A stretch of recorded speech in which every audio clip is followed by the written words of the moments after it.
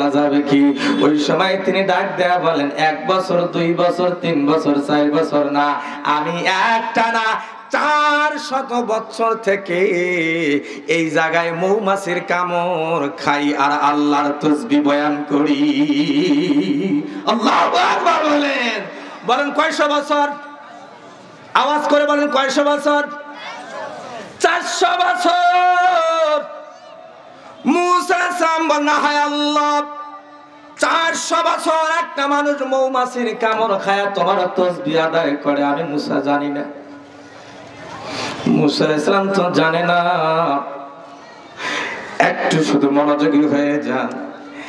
মুসা আলাইহিস সালাম বলেন, ভাই আপনার কাছে জানতে চাই, আপনি এইভাবে মৌমাছির কামড় খান আর আপনি আল্লাহর তাসবিহ আদায় করেন, আমি জানতে চাই আপনার জীবনে মনে কোনো আশা আছে না নাই? আপনার কি কোনো আশা আছে? এত কষ্ট আপনি করতেছেন। এবার আসছি আমরা ছোট শিরকের দিকে। কেমনে ছোট শিরক থেকে বাঁচতে হবে? আল্লাহর বান্দা ডাক দেয়া বলেন, আমি আপনাকে চিনি না, আপনার পরিচয়ও জানি না, কিন্তু আমার জীবনে 2টা আশা আছে, 2টা আশা আছে। আমি লোকে মুখে শুনেছি আমাদের এই এলাকায় একজন নবী আসবে যার নাম হবে মুসা।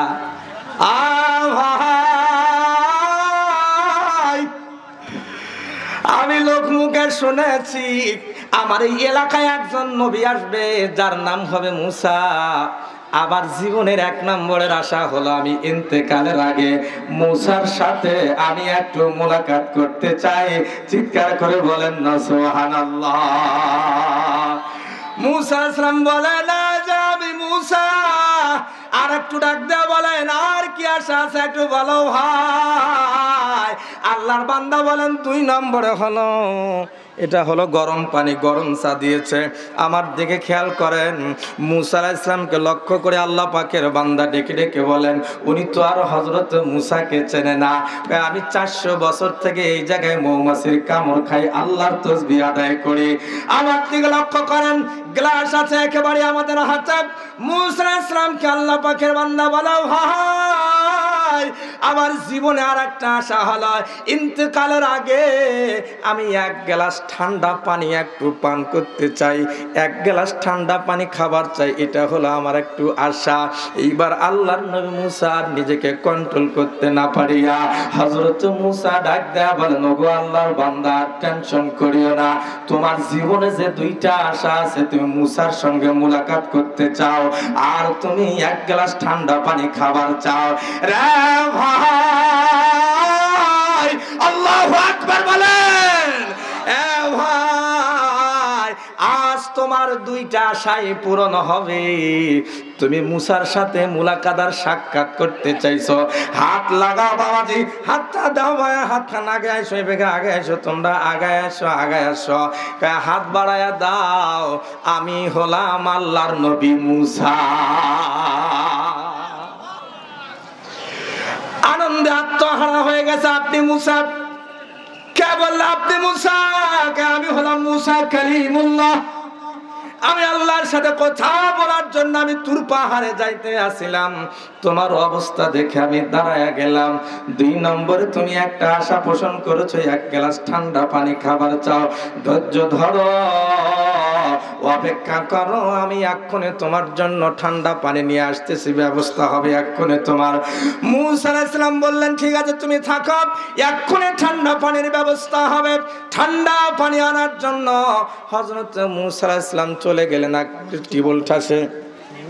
টিবল চাপিয়া অথবা যে কোনো ভাবে হযরত মুসা ঠান্ডা পানি আনার জন্য চলে গেলেন। ওদিক দিয়ে আল্লাহর কুদরতে আরশে মুআল্লায় কম্পন সৃষ্টি হয়ে গেছে। আল্লাহ ডাক দেয়া বলে, জিবরাইল, আজরাইল, মিকাইল, ইসরাফিল, তোরা কোন জায়গায়? এবার সব ফেরেশতারা বলে, লাব্বাইক আল্লাহ, আমরা হাজির। আল্লাহ রাব্বুল আলামিন আজরাইলকে ডাক দেয়া বলেন, আজরাইল রে, তোমার আর বসে থাকার সময় নাই, যা যা যা। শিরক থেকে বাঁচতে হবে, আমাদেরকে খেয়াল করেন। আল্লাহ বলেন, আজরাইল যা, 400 বছর পর্যন্ত আমার বান্দা মৌমাছির কামড় খায়। 400 বছরে আমি তার দুনিয়ার কোনো মানুষের খাবার খাওয়াই নাই। 400 বছরে সে দুনিয়ার কারো কাছে করে কিছু খাইতে চায় নাই, 400 বছরে সে কারো কাছে কিচ্ছু চায় নাই, কিন্তু 400 বছর পরে একটা ঘটনা সে ঘটায় দিচ্ছে। হযরত মূসা খুব ভালো করে মনোযোগ, ক্ষণিক পরে অল্প কিছুক্ষণ পানি হযরত মূসা ঠান্ডা পানি এনে হাজির, ঠান্ডা পানি হাতের মধ্যে নিয়ে হযরত মূসা এসে হাজির হয়ে গেলেন। মূসা ইসলাম তাকায় দেখে, হায় আল্লাহ, আমি কিছুক্ষণ আগে যেই মানুষটাকে এই জায়গায় মৌমাছির কামড় খাইতে দেখলাম, মূসা ইসলাম আসে দেখেন মানুষের দেহের ভিতরে জানটাও নাই, প্রাণটাও নাই, এবং শরীরটাও তার ছিন্ন ভিন্ন হয়ে গেছে, পোকা মাকড়ে তারে খায় ফেলতেছে, তাকে প্রাণীগুলা ছিন্ন ভিন্ন করে খাচ্ছে। এটা তো সহ্য করা যায় না। প্রাণীগুলো তার শরীরটা ছিন্ন ভিন্ন করে ফেলেছে। হযরত মূসা কালিমুল্লাহ পানি হাতের মধ্যে নিয়ে দাঁড়ায়া পানিটাকে এইভাবে রেখে দিয়া ডাক দেয়া বলেন, মালিক আল্লাহ, তোমার বান্দা দুইটা আশা পোষণ করেছিল তার জীবনে। 1 নম্বরে আমার সাথে মোলাকাত করা, 2 নম্বরে তোমার এই বান্দা 1 গ্লাস ঠান্ডা পানি খাবার চাইছিল, মন মতো মানুষ পায় নাই, আমি তোমার বান্দার মুখে ঠান্ডা পানিটা দিবার চাইলাম। ও মালিক আল্লাহ, তুমি কি আমার ধন্য হতে দিলা না? আমি তোমার এই বান্দা যে 400 বছর ধরে একটানা তোমার তাসবিহ আদায় করে মৌমাছির কামড় খায়া, ওয়াজকুরুল্লাহ যিকরান কাসীরা, আল্লাহ কোরআনে বলেন আল্লাহর জিকির বেশি বেশি করে তোমরা করো।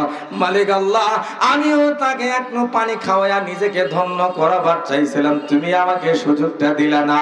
আল্লাহ ডেকে ডেকে বলেন, আমার নবী মূসা, তুমি তো জানা না রে,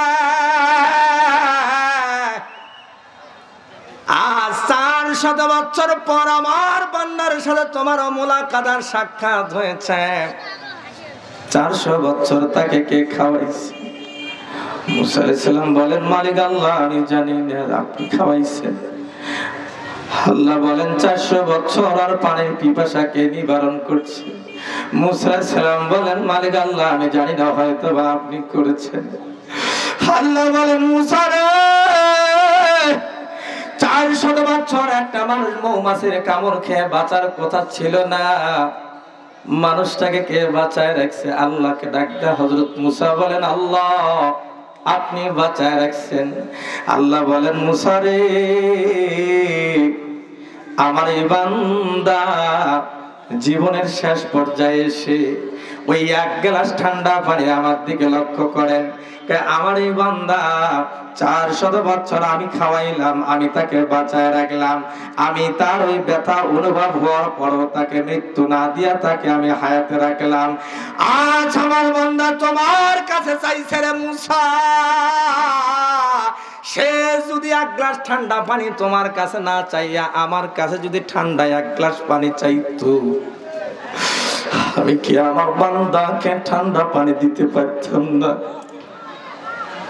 আমার দরবারে কি ঠান্ডা পানির কোনো কমতি আছে? মূসা, তুমি আমার নবী, তুমি চাইছো তারে ঠান্ডা পানি খাওয়াইতে তোমার হাত দ্বারা, কিন্তু আমি আল্লাহ চাইছি তোমার হাতের ঠান্ডা পানি না খাওয়ায়া আমি তারে জান্নাতি পানি খাওয়ায়া দেব।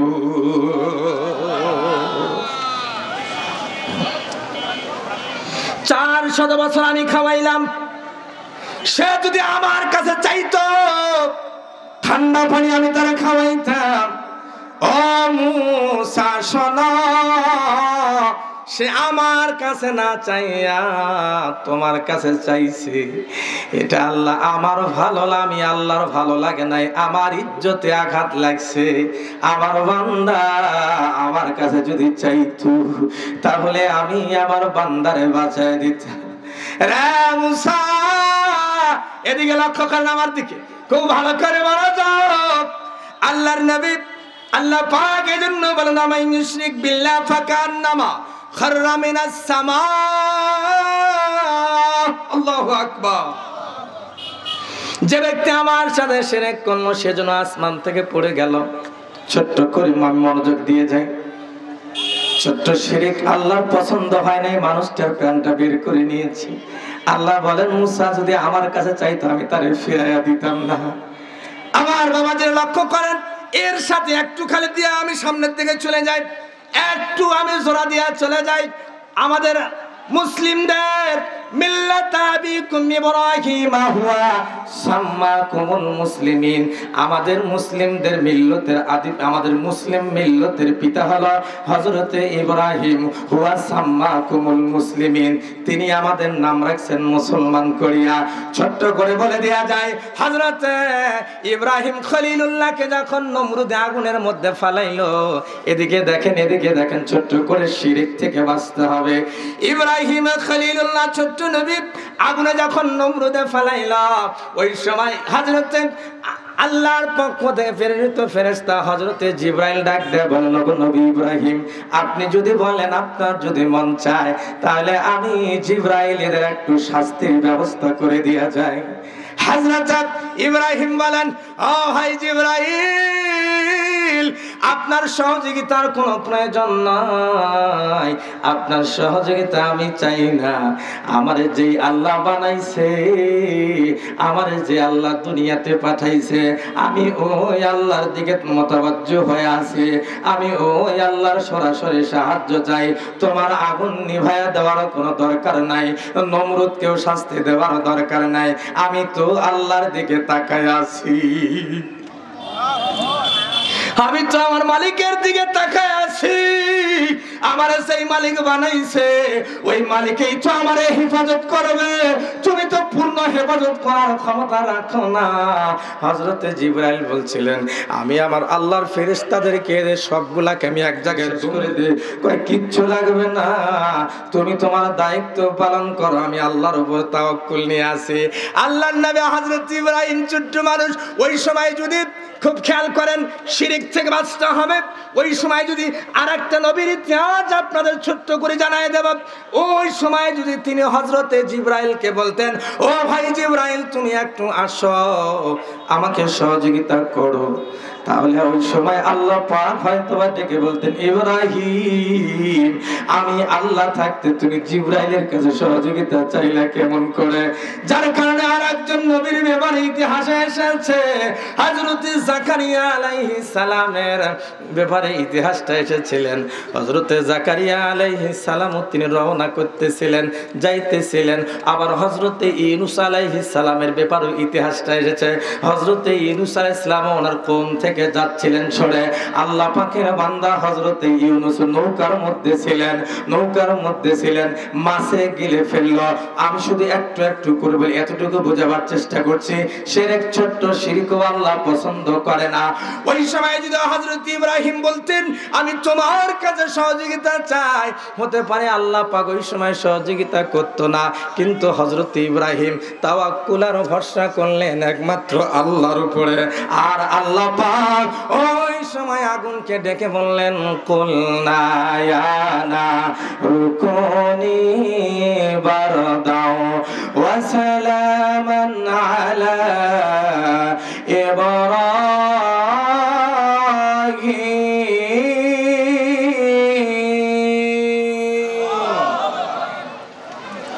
আগুনকে আল্লাহ ঠান্ডা বানাই দিলেন।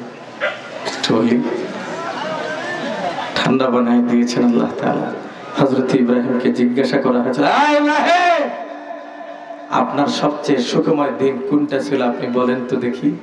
দিকে খেয়াল করেন, ছোট শিরক থেকে আমাদেরকে বাঁচতে হবে। আমরা ছোট ছোট না শিরক করি। হযরত ইব্রাহিম আলাইহিস সালামকে প্রশ্ন করা হয়েছিল, ও নবী ইব্রাহিম, আপনার সবচেয়ে সুখময় দিন কোনগুলো বলেন তো দেখি। হযরত ইব্রাহিম আলাইহিস সালাম জবাব দিয়েছিলেন, শোনো, আমি যে কয়দিন নমরুদের আগুনের মধ্যে নিক্ষিপ্ত ছিলাম, ওই কয়টা দিন আমার জীবনের সবচেয়ে আনন্দের এবং সুখের দিন ছিল। সুবহানাল্লাহ বলে, ওই দিন কয়টা আমার সবচেয়ে সুখের দিন ছিল। কেন? আল্লাহ তাআলা আগুনকে আমার জন্য ফুল বাগান বানিয়ে দিয়েছিলেন। আল্লাহ আগুনকে আমার জন্য ফুল বাগান বানিয়ে দিয়েছেন। শুধু তাই না, আল্লাহ ওই আগুনের ভিতরে আমার জন্য জান্নাতের খাবারের ব্যবস্থা করে দিয়েছিলেন। আমার কোনো টেনশন করা লাগে নাই, আল্লাহ জান্নাতি খাওয়া আমার জন্য সে আগুনের ভিতরে ব্যবস্থা করে দিয়েছিল। ওটা ছিল আমার জীবনের সবচেয়ে সুখময় দিন। আমি যদি সেই সময় আল্লাহর কাছে সাহায্য না চাই, জিবরাইলের কাছে সাহায্য চাইতাম, তাহলে হয়তোবা আল্লাহর সাহায্য আমি পাইতাম না, আল্লাহর নুসরত আমি পাইতাম না। আমি আপনাদের মাঝে যে কথা যখন বলতে চাচ্ছি, ছোট্ট করে আকারে আমরা ছোট ছোট মেলা শিরক করি, এই শিরকগুলা থেকে আমাদেরকে বাঁচতে হবে। তাহলে আমার ছোট্ট কথা সারমর্ম যতটুকু বলেন দেখে, আমাদের খাওয়ায় কে? এই ছেলেরা যারা বড় খাওয়ায় কে? আল্লাহ। আমাদের বাঁচায় রাখছেন কে? আমরা যদি এই কথা মুখ দিয়া বলি, উপরে আল্লাহ, নিচে আপনি, এই উসিলায় বাঁচে আছি, এই কথা কি আল্লাহ খুশি হবে না বেজার হবে? বলেন, এই কথা আল্লাহ খুশি হবে না বেজার হবে? আল্লাহ বেজার হবে। ঔষধটা আছে বিধায় বেঁচে আছি, জি না। এটা যদি হয়ে যেত তাহলে তো কোনো ঔষধের দোকানদার আজ পর্যন্ত ইন্তেকাল করতো না, ডাক্তার কোনোদিন মরতো না। তাহলে ডাক্তার নিজেই তো ট্রিটমেন্ট জানে, মূল্য কেন? বুঝতে হবে এগুলো হলো ভ্রান্ত কথা, এগুলো হলো ছোট ছোট শিরক। এই ছোট ছোট শিরক গুলা থেকে আমরা যখন বাঁচতে পারবো, তখনই আমাদের ইমানের নূর আরো বৃদ্ধি পাবে, জিন্দা হবে। আল্লাহ যেন আমাদের সবাইকে শিরক মুক্ত ঈমান গড়ার তৌফিক দান করে। সবাই দামি আর ঈমানদার যারা হবে, শিরক মুক্ত ঈমান যারা হবে, এরা তো কিছুটা ঈমানের পরীক্ষা দিতেই হবে। যারা রাসূলের প্রেমিক হবে, রাসূলকে যারা ভালোবাসবে, এদের তো কিছুটা পরীক্ষা দিতেই হবে আল্লাহর জন্য এবং রাসূলের জন্য। জোরে বলেন ঠিক কি না? আজ ছোট্ট করে একটা দাওয়াত দিয়ে চলে যায়, আপনাদেরকে একটা মেসেজ একটা জানাই দিই। সেটি হচ্ছে গুরুত্বপূর্ণ যে মেসেজটা, এক হলো আমাদের রব আল্লাহ, আরেকজন হলো আমাদের প্রিয় মুহাম্মদুর রাসূলুল্লাহ। এই দুইজন হলো আমাদের কলিজা, এই দুটাই হলো আমাদের হৃৎপিণ্ড। কথা বলেন ঠিক কিনা? আল্লাহকে কেউ গালি দিবে, এটা আমরা সহ্য করতে পারি না। রাসূলকে কেউ গালি দিবে, এটাও আমরা সহ্য করতে পারি না। আমরা এই ছেলেরা যারা এই যে বড় বড় মোবাইল চালাও, সবাইকে একটু সতর্ক করে দিচ্ছি, সেটি হচ্ছে যারা বড় বড় ফোন চালাও তাদেরকে একটু সতর্ক করে দিচ্ছি, সেটি হচ্ছে মোবাইলটা এটা একটা কঠিন জিনিস, এটা একটা কঠিন জিনিস। এই আঙ্গুলের চাপ পরে কোথায় যে যাবে অনেক ক্ষেত্রে তুমি নিজেও জানো না। এবং নিজে বিশেষ করে যারা ফেসবুক চালায় তাদেরকে বলি, খুব সাবধান থাকতে হবে। বর্তমান সময়ে নবীর দুশমনের আনাগোনা অনেকটা বেড়ে গেছে, নবীর শত্রুদের আবির্ভাব অনেকটা বেড়ে গেছে। এটার থেকে আমাদের এই জাতিকে বাঁচাতে হবে।